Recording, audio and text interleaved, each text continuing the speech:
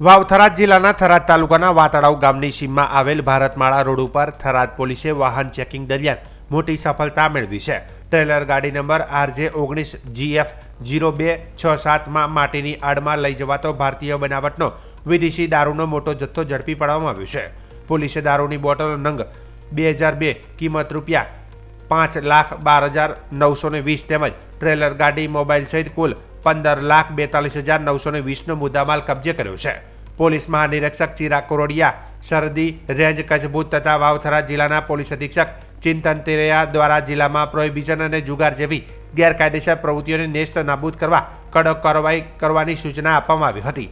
આ સૂચનાઓના અનુસંધાને વિભાગીય પોલીસ અધિક્ષક SM વારોતરિયા, થરાદ વિભાગ અને થરાદ પોલીસ સ્ટેશનના પોલીસ ઇન્સ્પેક્ટર AT પટેલના માર્ગદર્શન હેઠળ થરાદ પોલીસ સ્ટાફ દ્વારા કાર્યવાહી હાથ ધરવામાં આવી હતી.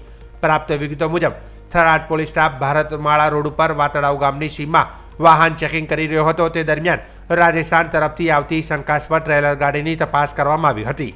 તપાસ દરમિયાન ટ્રેલરમાંથી ભરેલ માટીની નીચે ગુપ્ત રીતે છુપાવેલી ભારતીય બનાવટની વિદેશી દારૂની બોટલો મળી આવી હતી. પોલીસે તરત જ ટ્રેલર ચાલકને કાબૂમાં લઈ દારૂનો જથ્થો જપ્ત કર્યો હતો.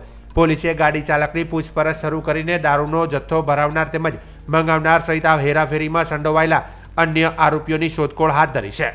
આ મામલે થરાદ પોલીસ સ્ટેશન ખાતે ધી પ્રોહિબિશન એક્ટ મુજબ કાયદેસરની કાર્યવાહી નોંધાઈ છે.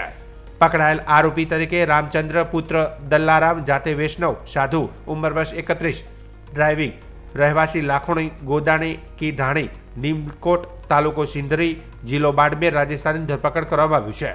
થરાદ પોલીસની આ કાર્યવાહીથી દારૂની હેરાફેરી કરતા તત્વોમાં ફફડાટ ફેલાવશે. પોલીસે આગામી સમયમાં પણ સરહદી વિસ્તારમાં કડક ચેકિંગ ચાલુ રાખી ગેરકાયદેસર પ્રવૃત્તિઓ સામે કાર્યવાહી કરવાનું જણાવ્યું છે.